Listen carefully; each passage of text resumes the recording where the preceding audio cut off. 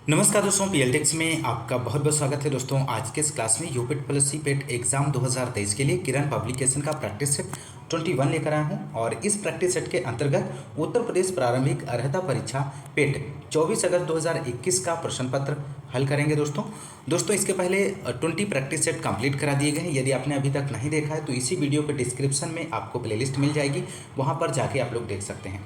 दोस्तों यदि आप हमारे चैनल पर नए हैं तो चैनल को सब्सक्राइब कीजिए, लाइक कीजिए, शेयर कीजिए। दोस्तों आइए शुरू करते हैं इस प्रश्न पत्र के क्वेश्चन नंबर फर्स्ट से। क्वेश्चन नंबर फर्स्ट है यहाँ पर बैंक दर का अर्थ है।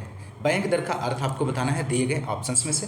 तो यहाँ पर राइट आंसर हो जाएगा दोस्तों ऑप्शन फर्स्ट, देश के केंद्रीय बैंक द्वारा ली जाने वाली आधिकारिक ब्याज दर। इस क्वेश्चन का सही आंसर होगा। क्वेश्चन नंबर अगला है सेकेंड, काजीरंगा राष्ट्रीय उद्यान स्थित है। कहाँ पर स्थित है दोस्तों? दिए गए ऑप्शंस में से आपको आंसर देना है। तो राइट आंसर जो होगा ऑप्शन 4 असम, इसका राइट जवाब हो जाएगा। अगला क्वेश्चन, क्वेश्चन नंबर थर्ड है, निम्नलिखित में से कौन सी हिमालयी नदी तंत्र की नदियाँ हैं? दिए गए ऑप्शंस में से। तो राइट आंसर जो होगा यहाँ पर ऑप्शन 4 हो जाएगा, सेकेंड और थर्ड, गंगा ब्रह्मपुत्र। इस क्वेश्चन का राइट आंसर हो जाएगा। हिमालय की 3 प्रमुख नदियां हैं, सिंधु, गंगा और ब्रह्मपुत्र हैं। तो यहाँ पर राइट आंसर जो होगा ऑप्शन 4। क्वेश्चन नंबर अगला है, 100 रुपये का नोट किसके द्वारा हस्तांतरित होता है? तो यहाँ पर आपको राइट आंसर देना है। तो राइट आंसर हो जाएगा इस क्वेश्चन का थर्ड, आरबीआई गवर्नर। भारतीय रिजर्व बैंक अधिनियम की धारा 22 के तहत आरबीआई के पास 1 रुपये के नोटों को छोड़कर विभिन्न मूल्य वर्ग के करेंसी नोट जारी करने का एकमात्र अधिकार है और 1 रुपये का नोट वित्त मंत्रालय के द्वारा जारी किया जाता है। इस पर वित्त सचिव के हस्ताक्षर होते हैं, जबकि अन्य नोटों पर आरबीआई गवर्नर के हस्ताक्षर होते हैं। ध्यान रखिएगा, पूछा जाता है, क्वेश्चन महत्वपूर्ण है। क्वेश्चन नंबर 5 है यहाँ पर, यदि आरबीआई नगद कोष अनुपात को घटा दे तो साख सृजन पर क्या असर होगा? तो राइट आंसर हो जाएगा ऑप्शन सेकेंड हो जाएगा, बढ़ जाएगी। इसका राइट आंसर बन जाएगा। क्वेश्चन नंबर अगला है 6, यहाँ पे देखिएगा, इनमें से किस प्रकार की अर्थव्यवस्था में संसाधनों का निजी अधिकार होते हैं और आर्थिक गतिविधियों का मुख्य उद्देश्य लाभ अर्जित करना होता है? तो यहाँ पर राइट आंसर हो जाएगा ऑप्शन थर्ड, पूंजीवादी। पूंजीवादी उस आर्थिक प्रणाली को संदर्भित करता है जिसमें संसाधनों का निजी स्वामित्व होता है और आर्थिक गतिविधियों के पीछे मुख्य उद्देश्य लाभ कमाना होता है। यह उत्पादन के साधनों के निजी स्वामित्व पर आधारित एक आर्थिक व्यवस्था है। क्वेश्चन नंबर अगला 7 है, भारत में पंचायती राज व्यवस्था इसके अंतर्गत रखी गई है? तो आपको बताना है दोस्तों। तो यहाँ पर दिए गए ऑप्शंस में से जो राइट आंसर होगा आपका ऑप्शन सेकेंड हो जाएगा, राजनीति के निर्देशक तत्व। राज्य के नीति निर्देशक सिद्धांत का उद्देश्य सामाजिक और आर्थिक परिस्थितियों का निर्माण करना है जिसके तहत नागरिक एक अच्छा जीवन व्यतीत कर सके। क्वेश्चन नंबर अगला 8 है यहाँ पर, फेमा का पूर्ण रूप क्या है? तो फेमा का पूर्ण रूप आपको बताना है। तो यहाँ पर राइट आंसर होगा ऑप्शन 4 हो जाएगा, फॉरेन एक्सचेंज मैनेजमेंट एक्ट। इस क्वेश्चन का राइट जवाब बनेगा दोस्तों, यहाँ पर आप लोग ध्यान रखिएगा। क्वेश्चन नंबर अगला है 9 की बात करेंगे दोस्तों, भारत के संविधान में जन स्वास्थ्य एवं स्वच्छता किसमें शामिल है? तो यहाँ पर जो राइट आंसर हो जाएगा राज्य सूची में शामिल है। दोस्तों आप लोग ध्यान रखिएगा, भारतीय संविधान के 7वीं अनुसूची में शामिल राज्य सूची उन विषयों की सूचीबद्ध करती है जिनके तहत किसी राज्य की विधायिका कानून बना सकती है, लेकिन मतभेद की स्थिति में राज्य कानून के ऊपर केंद्रीय कानून को वरीयता मिलेगी। इस सूची में 61 विषय हैं और मूलतः 66 विषय शामिल हैं। क्वेश्चन नंबर अगला है 10, यहाँ पर भारतीय संविधान के किस अनुच्छेद में अल्पसंख्यकों के हित निहित हैं? आपको बताना है दोस्तों। तो राइट आंसर हो जाएगा अनुच्छेद 29। भारतीय संविधान के अनुच्छेद 29 अल्पसंख्यकों के हितों के संरक्षण से संबंधित है और यह अल्पसंख्यकों द्वारा एक विशिष्ट भाषा, लिपि या संस्कृत के संरक्षण का प्रावधान करता है। क्वेश्चन नंबर अगला 11 है यहाँ पर, ठोस चालक में धारा वाहक होते हैं? तो राइट आंसर बनेगा ऑप्शन सेकेंड, मुक्त इलेक्ट्रॉन। ठोस चालकों कंडक्टरों जैसे धातु में बड़ी संख्या में मुक्त इलेक्ट्रॉन होते हैं। तो आप लोग ध्यान रखिएगा। क्वेश्चन नंबर अगला है 12, शिक्षा का अधिकार एक मौलिक अधिकार है जो एक संबंधित है? तो यहाँ पर आपको बताना है दोस्तों। तो राइट आंसर हो जाएगा क्वेश्चन नंबर 12 का थर्ड हो जाएगा, अनुच्छेद 21A से। इस क्वेश्चन का राइट आंसर हो जाएगा, संविधान 86वां संशोधन अधिनियम 2002 ने मौलिक अधिकार के रूप में 6 से 14 वर्ष की आयु के सभी बच्चों को मुफ्त और अनिवार्य शिक्षा प्रदान करने के लिए भारत के संविधान में अनुच्छेद 21 का को शामिल किया गया है और बच्चों को मुफ्त और अनिवार्य शिक्षा का अधिकार आरटीई अधिनियम 2009 अनुच्छेद 21 का के तहत परिकल्पित परिणामी कानून का प्रतिनिधित्व करता है? अनुच्छेद 21 का और आरटी अधिनियम 1 अप्रैल 2010 को लागू हुआ था। इस क्वेश्चन को आप लोग ध्यान रखिएगा। 1 अप्रैल 2010 को लागू किया गया था आरटी अधिनियम। क्वेश्चन नंबर अगला है 13 की बात करेंगे यहाँ पर दोस्तों। क्वेश्चन नंबर 13, निम्न में से किसने संविधान सभा में उद्देश्य प्रस्ताव रखा है? तो यहाँ पर इस क्वेश्चन का जो राइट आंसर होगा दोस्तों 13 दिसंबर 1946 को जवाहरलाल नेहरू। आप लोग ध्यान रखिएगा, जवाहरलाल नेहरू। यहाँ पर जो ऑप्शंस हैं वो मिस हो गए हैं, आप लोग ध्यान रखिएगा। विधानसभा में ऐतिहासिक उद्देश्य प्रस्ताव पेश किया था और इसने संवैधानिक संरचना के मूल सिद्धांतों और दर्शन को निर्धारित किया। भारतीय संविधान की प्रस्तावना उद्देश्य संकल्प पर आधारित है, इस बात को भी ध्यान रखिएगा। क्वेश्चन नंबर 14 है 18 कैरेट सोने में खरे सोने का प्रतिशत है, इसमें से आपको बताना है। तो राइट आंसर जो होगा 75% हो जाएगा। क्वेश्चन नंबर अगला 15 है संतरे में बहुतायत में होता है, तो इनमें से क्या पाया जाता है सर्वाधिक बहुतायत में? तो राइट आंसर हो जाएगा 3 विटामिन सी। आमतौर पर खट्टे फल और विशेष रूप से संतरे विटामिन सी के समृद्ध स्रोत हैं। क्वेश्चन नंबर अगला है यहाँ पर क्वेश्चन नंबर 16 है, अंकगणित से क्वेश्चन यहाँ पर है, तो इस क्वेश्चन को आप लोग सॉल्व कर सकते हैं। तो यहाँ पर कैसे सॉल्व करेंगे आइए देखते हैं। अंडर रूट में यहाँ पे क्वेश्चन मार्क है और यहाँ पर 196 है इक्वल 72/56 है। तो यहाँ पर दोस्तों इस क्वेश्चन को हल करेंगे तो यहाँ पर हम जो क्वेश्चन मार्क यहाँ पर है, यहाँ पर हम क्या लिख सकते हैं, x लिख सकते हैं अपॉन 196 हो जाएगा। अंडर रूट इस तरह से आप लगा दीजिए बराबर 72/56 हो जाएगा। अब देखिएगा अगर आप x का वर्गमूल लेते हैं तो x ही हो आएगा, तो x का वर्गमूल क्या आएगा, x का वर्गमूल x हो जाएगा अपॉन 196 का यदि आप वर्गमूल लेते हैं तो कितना आएगा, तो 14 हो जाएगा दोस्तों। 196 का 14 वर्गमूल हो जाएगा। अगला यहाँ पर उसके बाद 72/56 हो जाएगा, इससे आप कैंसिल आउट कर लीजिए, कितना आएगा यहाँ पर 18 हो जाएगा और यहाँ पर इसको कैंसिल करेंगे तो 4 आएगा। तो कितना मिला आपको यहाँ पर 14, ये इससे कैंसिल होगा तो x बराबर कितना हो जाएगा, x बराबर आपका 18 आएगा।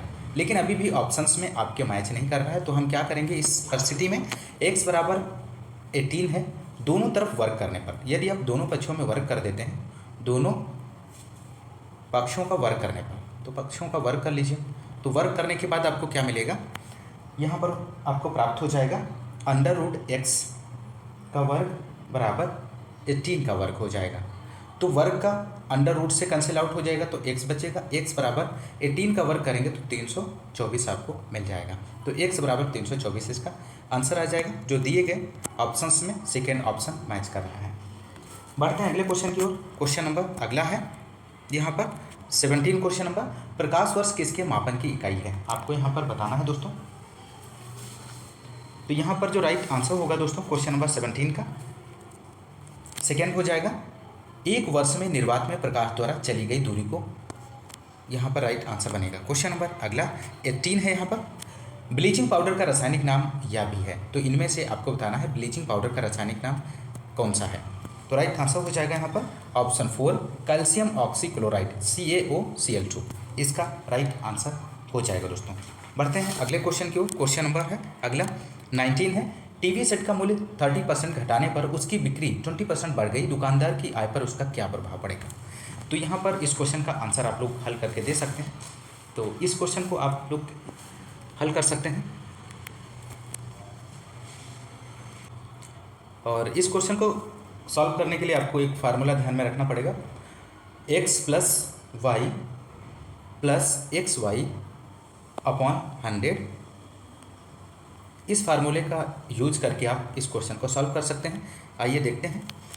x का यहाँ पर कह रहा है कि 30% घटाने पर, तो घटाने पर आप माइनस में लिखेंगे 30x की जगह, उसके बाद उसकी बिक्री 20% बढ़ गई तो बढ़ेगा तो आप प्लस लिखेंगे 20, उसके बाद आप क्या करेंगे प्लस 30 × 20 हो जाएगा अपॉन कितना हो जाएगा 100 हो जाएगा।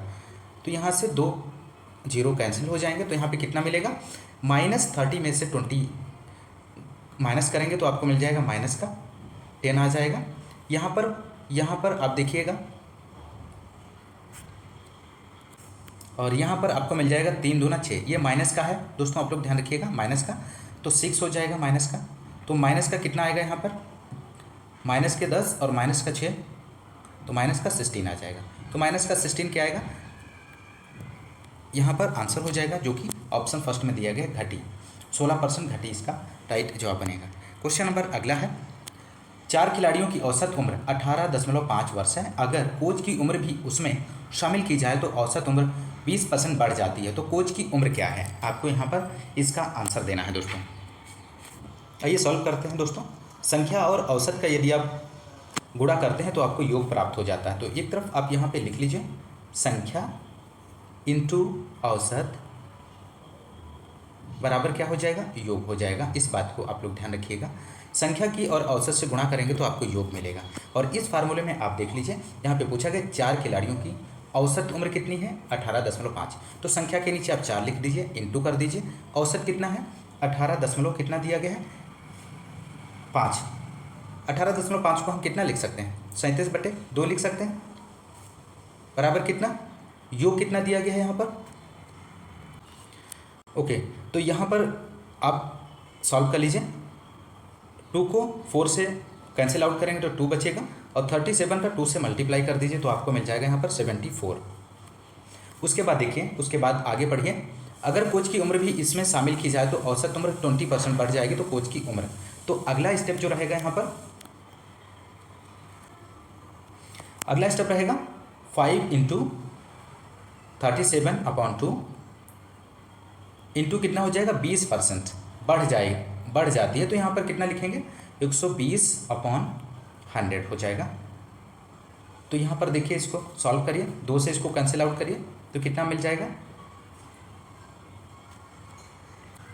तो यहाँ पे कितना मिलेगा 60 हो जाएगा।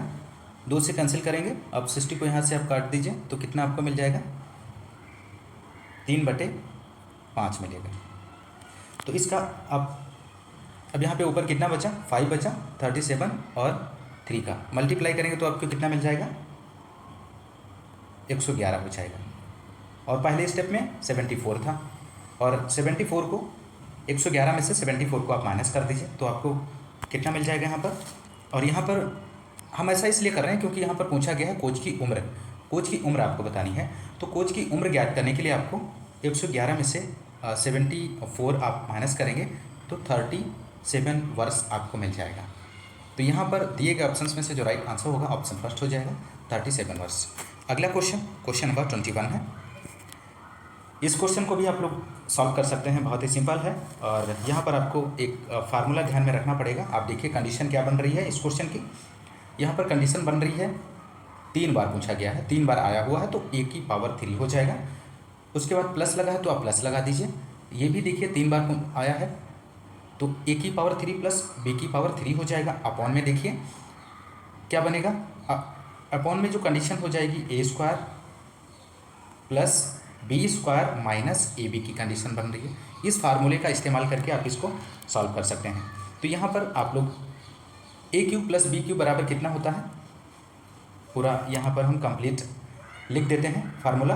a³ प्लस b³ बराबर होता है दोस्तों a प्लस b, दूसरे ब्रैकेट्स में a² minus ab plus b² हो जाएगा, अपॉन यहाँ पर a² minus ab plus b² हो जाएगा। इसको इससे कैंसिल हो जाएगा तो हमें क्या मिलेगा, यहाँ पर a प्लस b बचेगा। a प्लस b, यहाँ पर a जो है आपका 885 है और b का मान कितना है प्लस 115 है। आपस में इसको ऐड करेंगे तो आपको यहाँ पर मिल जाएगा 1000 आ जाएगा। तो दिए गए ऑप्शंस में से जो आंसर होगा इसका ऑप्शन फर्स्ट हो जाएगा, आप लोग ध्यान रखिएगा। बढ़ते हैं अगले क्वेश्चन की ओर। क्वेश्चन नंबर 22 है यहाँ पर, √5 माइनस √3 अपॉन √5 प्लस √3 किसके बराबर है। आपको यहाँ पर इस क्वेश्चन को भी सॉल्व करना है, बहुत ही अच्छे लेवल का प्रश्न है, पूछा जाता है। तो यहाँ पर इसको सॉल्व कर सकते हैं। यहाँ पे देखिएगा √5 माइनस √3 अपॉन √5 प्लस √3, यहाँ इसका आप परमेयीकरण कर दीजिए। परमेयीकरण करने के लिए आपको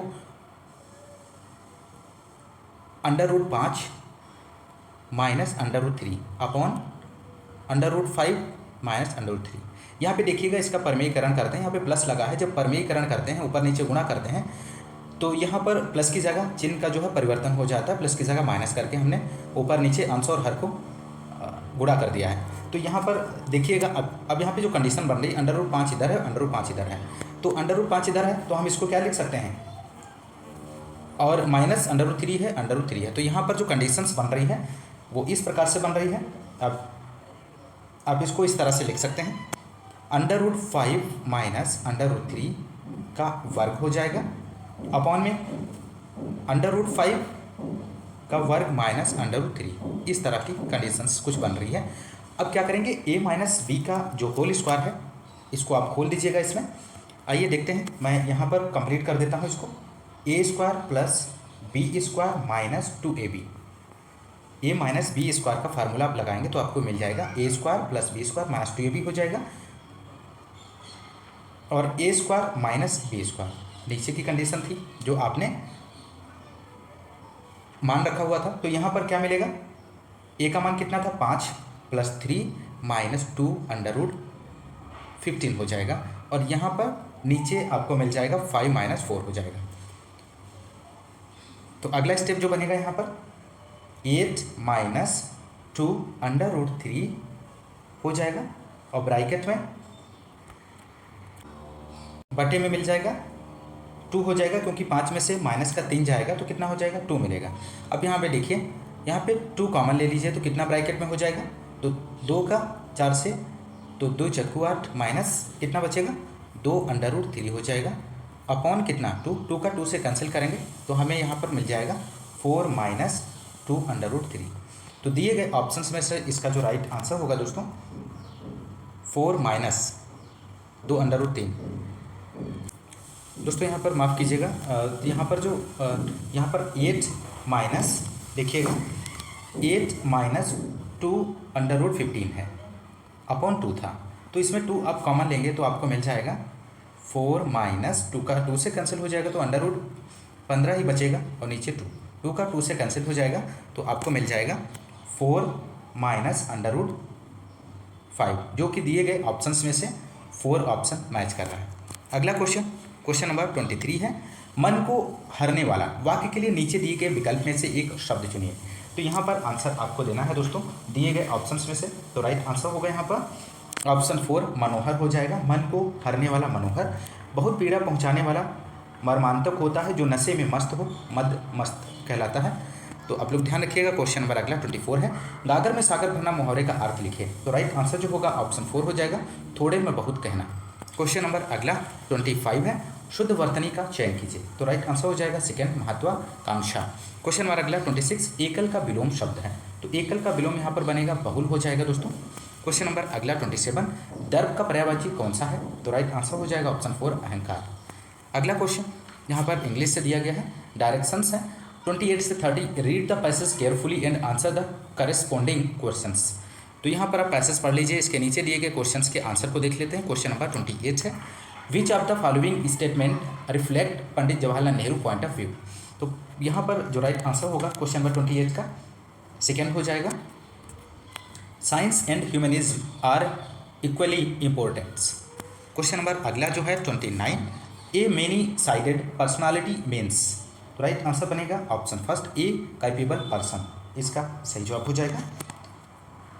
क्वेश्चन नंबर अगला 30 है, यहाँ पर पंडित नेहरू एंजॉय। तो राइट आंसर बनेगा option first doing all these and much more, इसका सही जवाब बनेगा। क्वेश्चन नंबर अगला है यहाँ पर 31, देखिएगा, दिए गए विकल्पों में से संबंधित शब्द का चयन कीजिए। पक्षी विज्ञानी, पक्षी और नृविज्ञानी का संबंध किससे हो जाएगा। तो यहाँ पर जो राइट आंसर होगा सेकेंड हो जाएगा, मानव से इसका राइट जवाब बनेगा। क्वेश्चन नंबर अगला है 32 का, give synonyms for the following famous. तो फेमस का आपको सिनोनिम बताना है। तो फेमस का प्रसिद्ध होता है, मशहूर हम कह सकते हैं। तो इसका जो सिनोनिम बनेगा वो पॉपुलर हो जाएगा, जो कि ऑप्शन सेकेंड में दिया गया है। क्वेश्चन नंबर अगला 33 है, give antonym for the following transparent. तो ट्रांसपेरेंट का एंटोनिम आपको बताना है। तो ट्रांसपेरेंट मीन्स होता है पारदर्शी, और इसका जो एंटोनिम होगा अपारदर्शी हो जाएगा। सेकेंड में है अपीक, अपीक होगा। क्वेश्चन नंबर अगला है 34 क्वेश्चन नंबर, रीता की ओर इशारा करते हुए निखिल ने कहा, मैं उसकी माँ के पुत्र का इकलौता पुत्र हूँ। रीता रीता निखिल से किस प्रकार संबंधित है? तो यहाँ पर आपको बताना है रीता निखिल से संबंध आपको बताना है। तो राइट आंसर यहाँ पर जो होगा थर्ड हो जाएगा बुआ, इसका राइट जवाब हो जाएगा। रीता की माता के पुत्र का इकलौता पुत्र निखिल है और रीता की माता के पुत्र का अर्थ हुआ रीता का भाई, तो रीता बुआ है निखिल की, तो ऑप्शन थर्ड सही जवाब बनेगा। क्वेश्चन नंबर अगला 56, यदि किसी वर्ष में 25 अगस्त को गुरुवार है तो उसी महीने में सोमवार की संख्या कितनी होगी? तो यहाँ पर जो राइट आंसर हो जाएगा इस क्वेश्चन का ऑप्शन फोर आंसर यहाँ पे राइट जवाब हो जाएगा। क्वेश्चन नंबर अगला 36 है, उस शब्द का चयन कीजिए जो समूह के बाकी शब्दों से मेल नहीं खाता है। तो यहाँ पर जो राइट आंसर होगा क्वेश्चन नंबर 36 का सेकेंड हो जाएगा, टेल इसका राइट जवाब बनेगा। क्वेश्चन नंबर अगला 37 है, किसी निश्चित कूट में प्रोडक्शन को इस प्रकार लिखा जाता है तो इसी कूट में ओरिएंटेशन किस प्रकार लिखा जाएगा? तो यहाँ पर जो राइट आंसर बनेगा ऑप्शन थर्ड हो जाएगा दोस्तों। अगला क्वेश्चन नंबर 51 है, इनमें से कौन सा देश सार्क का सदस्य नहीं है? दिए गए ऑप्शंस में से आपको आंसर बताना है। तो राइट आंसर बनेगा ऑप्शन फर्स्ट म्यांमार। दक्षिण एशियाई क्षेत्रीय सहयोग संघ सार्क दक्षिण एशिया के 8 देशों का एक आर्थिक और राजनीतिक संगठन है और इसकी स्थापना की बात करें तो 8 दिसंबर 1985 को ढाका बांग्लादेश में की गई थी इसकी स्थापना। तो राइट आंसर जो होगा ऑप्शन फर्स्ट। अगला क्वेश्चन नंबर 52 है, केंद्र शासित प्रदेश लक्षद्वीप की आधिकारिक भाषा निम्न में से क्या है? तो राइट आंसर हो जाएगा दिए गए ऑप्शंस में से ऑप्शन 4 मलयालम हो जाएगा दोस्तों। मलयालम और अंग्रेजी लक्षद्वीप की आधिकारिक भाषाएं हैं। अगला क्वेश्चन नंबर 53, भारत के संविधान के अनुसार लोकसभा के सदस्यों की अधिकतम संख्या क्या है? तो राइट आंसर 552 हो जाएगी दोस्तों। अगला क्वेश्चन नंबर 54, निम्नलिखित में से कौन सा ग्रह सूर्य के सबसे नजदीक है? तो राइट आंसर ऑप्शन फर्स्ट हो जाएगा बुध। क्वेश्चन नंबर अगला, नोबेल पुरस्कार जीतने वाले प्रथम एशियाई कौन थे? तो राइट आंसर हो जाएगा रविन्द्रनाथ टैगोर। क्वेश्चन नंबर अगला है 56, निम्न में से किस स्थान पर अजंता एलोरा की गुफाएं स्थित हैं? तो राइट आंसर हो जाएगा ऑप्शन सेकेंड औरंगाबाद। ध्यान रखिएगा अजंता और एलोरा की गुफाएं महाराष्ट्र औरंगाबाद के पास स्थित हैं दोस्तों। क्वेश्चन नंबर अगला 57 है, ओणम किस भारतीय राज्य केंद्र शासित प्रदेश का सांस्कृतिक उत्सव है? तो राइट आंसर बनेगा ऑप्शन 4 केरल, इसका राइट जवाब हो जाएगा। ओणम त्यौहार केरल में मनाया जाता है। क्वेश्चन नंबर अगला है यहाँ पर निर्देश दिया गया 58 से 62, निम्नलिखित गद्यांश को ध्यानपूर्वक पढ़िए तथा उस पर आधारित प्रश्नों के उत्तर दीजिए। तो यहाँ पर गद्यांश दिया गया ऐसा पढ़ लीजिए, धरातल से युद्ध की विभीषिकाओं को सदा सदा के लिए समाप्त करने के लिए गांधी जी ने विश्व को अहिंसा रूपी अस्त्र प्रदान किया। गांधी जी कहा करते थे कि प्रेम और अहिंसा के द्वारा विश्व के कठोर से कठोर हृदय को भी कोमल बनाया जा सकता है। उन्होंने इन सिद्धांतों का परीक्षण भी किया और वे नितांत सफल सिद्ध हुए। हिंसा से हिंसा बढ़ती है, घृणा को जन्म देती है और प्रेम से प्रेम की अभिवृद्धि होती है। अतः यह निश्चय है कि बिना प्रेम और अहिंसा के विश्व में शांति स्थापित नहीं हो सकती। शांति के अभाव में मानव जाति का विकास संभव नहीं है। प्रत्येक राष्ट्र का स्वर्णिम युग वही कहा जाता है जबकि वहाँ पूर्ण शांति और सुख रहा हो तथा उत्तमोत्तम रचनात्मक कार्य किए जाते हैं। भौतिक दृष्टि से व्यापार और कृषि की उन्नति भी शांति काल में ही संभव होती है। अतः हम यदि विश्व का कल्याण चाहते हैं तो हमें युद्ध का बहिष्कार करना ही होगा। अहिंसा और प्रेम की भावना से विश्व में शांति स्थापित करनी होगी, तभी विश्व में सुखमय एवं शांतिमय राज्य की स्थापना संभव होगी। तो ये रहा गद्यांश। इसके नीचे दिए गए क्वेश्चंस के आंसर देख लेते हैं। क्वेश्चन नंबर 58 है, कठोर से कठोर हृदय को भी कोमल बनाया जा सकता है। तो राइट आंसर हो जाएगा 58 का सेकेंड हो जाएगा अहिंसा के द्वारा। क्वेश्चन नंबर अगला 59 है, किसी भी राष्ट्र के स्वर्णिम युग के प्रमुख तत्व हैं? तो राइट आंसर बनेगा शांति, सुख और रचनात्मक कार्य। क्वेश्चन नंबर अगला 60 है, यहाँ पर नितांत शब्द का उपयुक्त पर्याय आपको बताना है। तो राइट आंसर हो जाएगा नितांत का पर्यायवाची बिल्कुल, अत्यंत। तो राइट आंसर जो हो जाएगा ऑप्शन 4 बिल्कुल। क्वेश्चन नंबर अगला 61 है, विश्व में शांति क्यों आवश्यक है? तो राइट आंसर हो जाएगा मानव जाति के विकास के लिए। क्वेश्चन नंबर अगला 62 है, विश्व शांति की स्थापना के लिए आवश्यक है। क्या आवश्यक है दोस्तों यहाँ पर? तो राइट आंसर हो जाएगा ऑप्शन 4 अहिंसा और प्रेम आवश्यक है। अगला यहाँ पर दिया गया है 63 से 67, निम्नलिखित गद्यांश को ध्यानपूर्वक पढ़िए तथा उस पर आधारित प्रश्नों के उत्तर दीजिए। तो यहाँ पर इस गद्यांश को भी आप लोग पढ़ लीजिए। विज्ञान के आज के मानव जीवन का अविभाज्य एवं घनिष्ठ अंग बन गया है। मानव जीवन का कोई भी क्षेत्र विज्ञान के अश्रुतपूर्व आविष्कारों से अछूत नहीं रहा। इसी से आधुनिक युग विज्ञान का युग कहलाता है। आज विज्ञान के पुरुष और नारी, साहित्यकार और राजनीतिज्ञ, उद्योगपति और कृषक, पूंजीपति और श्रमिक, चिकित्सक और सैनिक, अभियंता और शिक्षक, धर्मज्ञ और तत्वज्ञ सभी को और सभी क्षेत्र में किसी न किसी रूप में अपने अप्रतिम प्रदेश से अनुग्रहित किया है। आज समूचा परिवेश विज्ञान में हो गया है विज्ञान के चरण गृहिणी के रसोई घर से लेकर बड़ी बड़ी प्राचीरों वाले भवनों और अट्टालिकाओं में ही दृष्टिगत नहीं होते, प्रत्युत वे स्थल और जल की सीमाओं को लांघकर अंतरिक्ष में भी गतिशील हैं। वस्तुतः विज्ञान अद्यतन मानव की सबसे बड़ी शक्ति बन गया है। इसके बल से मनुष्य प्रकृति और प्राणी जगत का शिरोमणि बन सका है। विज्ञान के अनुग्रह से वह सभी प्रकार की सुविधाओं और संपदाओं का स्वामित्व प्राप्त कर चुका है। अब वह ऋतुओं के प्रकोप से भयाक्रांत एवं शस्त्रस्त नहीं है। विद्युत ने उसे आलोकित किया है, उष्णता और शीतलता दी है, बटन दबाकर किसी भी कार्य को संपन्न करने की ताकत भी दी है। तो इसे आप लोग पढ़ लीजिएगा। इसके नीचे दिए गए क्वेश्चंस के आंसर को देख लेते हैं। क्वेश्चन नंबर 63 है, विश्व के परिवारवत लगने का प्रमुख कारण क्या है? तो राइट आंसर हो जाएगा ऑप्शन थर्ड, यातायात एवं संचार साधनों का विकास। क्वेश्चन नंबर अगला 64 है, हास्ता मलक शब्द से अभिप्राय है। तो राइट आंसर हो जाएगा पास में रखे आंवले की तरह, इसका राइट जवाब हो जाएगा। क्वेश्चन नंबर अगला 65 है दोस्तों, वैज्ञानिक चिंतन पद बंद से आशय क्या है? तो राइट आंसर हो जाएगा स्वास्थ्य एवं संतुलित चिंतन। क्वेश्चन नंबर अगला 66 है, विज्ञान मानव की सबसे बड़ी शक्ति इसलिए कही गई है क्योंकि इसके बल से मनुष्य सभी भौतिक सुविधाओं से संपन्न है। क्वेश्चन नंबर अगला है यहाँ पर 67, वैज्ञानिक चिंतन पद्धति ने मनुष्य का सबसे बड़ा उपकार यह किया है कि उसे मुक्ति मिली है। तो राइट आंसर सेकंड हो जाएगा, भ्रमण पूर्ण रूढ़िवादी विचारधारा। क्वेश्चन नंबर 88 है, बंगाल के प्रथम गवर्नर जनरल कौन थे? तो यहाँ पर आंसर आपको देना है क्वेश्चन नंबर 88 का। तो क्वेश्चन नंबर 88 का जो आंसर होगा दोस्तों ऑप्शन 4 हो जाएगा, लॉर्ड वारेन हेस्टिंग्स। इस क्वेश्चन का राइट जवाब बन जाएगा। क्वेश्चन नंबर अगला 99 है, चरक संहिता संबंधित है। तो राइट आंसर बनेगा ऑप्शन 4 से, चिकित्सा से संबंधित है दोस्तों। क्वेश्चन नंबर अगला 90 है, भारत में शासन करने वाले दिए गए शासकों का कालक्रमानुसार सही क्रम क्या है? तो राइट आंसर बनेगा इस क्वेश्चन का ऑप्शन 4 हो जाएगा, फोर्थ, थर्ड, फर्स्ट और सेकेंड यहाँ पर सही आंसर हो जाएगा। तो इल्तुतमिश, उसके बाद अलाउद्दीन खिलजी, खिलजी के बाद शेरशाह सूरी और अकबर। क्वेश्चन नंबर अगला है 91 है, निम्न में से कौन से संत शिवाजी के समकालीन थे? तो राइट आंसर हो जाएगा option third, Tukaram. Question number अगला 92 है, सन 1915 से 16 में किसके नेतृत्व में 2 होम रूल लीग शुरू हुई? तो राइट आंसर हो जाएगा एनी बेसेंट और लोकमान्य तिलक के द्वारा। क्वेश्चन नंबर अगला 93 है, यहाँ पर निम्न में से कौन सा जोड़ा सही नहीं है दिए गए ऑप्शंस में से? तो यहाँ पर जो राइट आंसर होगा इस क्वेश्चन का फर्स्ट हो जाएगा 1709 औरंगजेब की मृत्यु। ऑप्शन जो है सही नहीं है क्योंकि औरंगजेब 88 वर्ष का था और 3 मार्च 1707 को मध्य भारत में इसकी मृत्यु हुई थी। अगला क्वेश्चन नंबर 94 है, इनमें से किसे भारत के ग्रांड ओल्ड मैन के नाम से भी जाना जाता है? मोस्ट इंपॉर्टेंट प्रश्न है। तो राइट आंसर हो जाएगा ऑप्शन थर्ड, बहुत पूछा जाता है। तो दादा भाई नौरोजी इसका राइट जवाब बनेगा।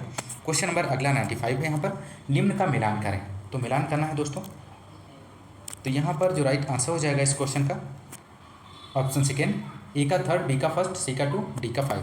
क्वेश्चन नंबर अगला 96 है, करो या मरो का नारा किसने दिया? तो राइट आंसर हो जाएगा ऑप्शन फर्स्ट, महात्मा गांधी। महात्मा गांधी ने 8 अगस्त 1942 को ग्वालियर टैंक मैदान में मुंबई में दिए गए अपने भारत छोड़ो भाषण में करो या मरो का नारा दिया था। तो अगला क्वेश्चन नंबर 97 है, बसंत विश्वत होता है 22 दिसंबर को, 23 दिसंबर को, 21 मार्च को, 18 जून को। तो यहाँ पर राइट आंसर हो जाएगा दोस्तों ऑप्शन थर्ड, 21 मार्च को। क्वेश्चन नंबर अगला 98 है, यहाँ पर राजस्थान में खेतड़ी परियोजना किसके उत्पादन के लिए प्रसिद्ध है? महत्वपूर्ण प्रश्न है। तो यहाँ पर राइट आंसर होगा ऑप्शन सेकेंड, तांबा के लिए। राजस्थान के झुंझुनू जिले में खेतड़ी अपने तांबे के भंडार के लिए जाना जाता है, जो भारत में सबसे बड़ी तांबे की खानों में से एक है। अगला क्वेश्चन 99 है, यहाँ पर जब सुभाष चंद्र बोस ने भारतीय राष्ट्रीय कांग्रेस के अध्यक्ष पद से इस्तीफा दिया तो इस पद पर प्रस्ताव किसने दिया गया था? तो यार राइट आंसर बनेगा यहाँ पर ऑप्शन 4, पट्टाभी सीतारमैया। इसका राइट जवाब हो जाएगा। सुभाष चंद्र बोस ने 1938 में भारतीय राष्ट्रीय कांग्रेस के हरपुरा गुजरात सत्र की अध्यक्षता की और 1939 में गांधी के पसंदीदा उम्मीदवार पट्टाभी सीतारमैया को छोड़कर त्रिपुरी मध्य प्रदेश सत्र में सुभाष चंद्र बोस को फिर से अध्यक्ष चुना गया। तो यहाँ पर जो राइट आंसर होगा ऑप्शन 4। क्वेश्चन नंबर अगला 100 है, यहाँ पर सलाल पन बिजली परियोजना किस नदी पर स्थित है? तो सलाल पर यहाँ पर आपको बताना है। तो राइट आंसर हो जाएगा इस क्वेश्चन का चिनाब। सलाल पन बिजली परियोजना चिनाब नदी पर स्थित है। ऑप्शन सेकेंड राइट आंसर बनेगा। दोस्तों यदि आपको क्लास पसंद आ रही है तो क्लास को ज़्यादा से ज़्यादा लाइक और शेयर करना मत भूलिएगा, लाइक ज़रूर कीजिएगा। मिलते हैं नेक्स्ट क्लास में नेक्स्ट प्रैक्टिस सेट के साथ, तब तक के लिए नमस्कार, जय हिंद, धन्यवाद।